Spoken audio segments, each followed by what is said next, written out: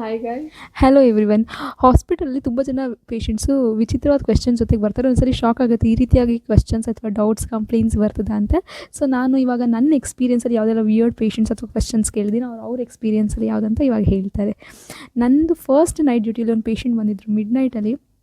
ಕಾಲು ನೋವು ಅಂತ ಹೇಳಿ ಬಂದಿದ್ದರು. ನಾನು ಅವ್ರಿಗೆ ಕೇಳ್ತೀನಿ, ಕಾಲು ನೋವಿಗೆ ಇಂಜೆಕ್ಷನ್ ತೊಗೊತೀರಾ, ಮಾತ್ರೆ ತೊಗೊತೀರಾ ಅಂತ.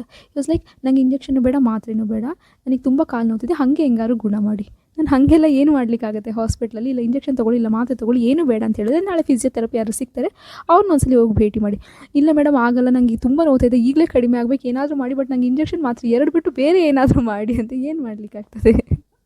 ಆ್ಯಕ್ಚುಲಿ ನನ್ನ ಡ್ಯೂಟಿಲಿ ಏನಾಗಿತ್ತು ಅಂತ ಹೇಳಿದ್ರೆ, ಪೇಷಂಟ್ಗೆ ಏನಾಯಿತು ಅಂತ ಕೇಳಿದ್ರೆ ನಂಗೆ ಒಂಥರ ಆಗ್ತಾಯಿದೆ.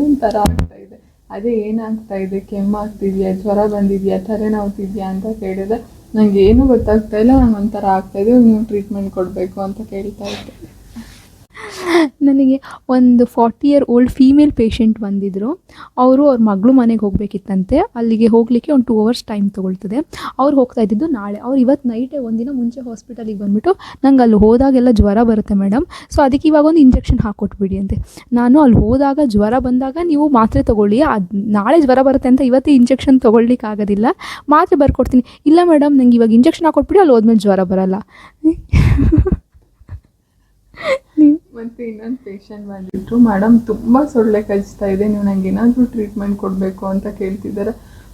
ಸೊಳ್ಳೆ ಕಚ್ಚಿದ್ರೆ ನಾನೇನು ಟ್ರೀಟ್ಮೆಂಟ್ ಕೊಡೋಕ್ಕಾಗುತ್ತೆ ನಿಮಗೆ, ಗುಡ್ ನೈಟ್ ಹಾಕಿ. ಹಾಸ್ಪಿಟಲಲ್ಲಿ ಯಾರೆಲ್ಲ ವರ್ಕ್ ಮಾಡ್ತೀರಾ ಅವರಿಗೂ ಏನಾದರೂ ಈ ಥರ ವಿಚಿತ್ರವಾಗಿ ಅಥವಾ ವಿಯರ್ಡ್ ಅಂತ ಅನಿಸಿದರೆ ಕಂಪ್ಲೇಂಟ್ಸ್ ಏನಾದರೂ ಕಮೆಂಟ್ ಮಾಡಿ ಗೈಸ್. Thank you.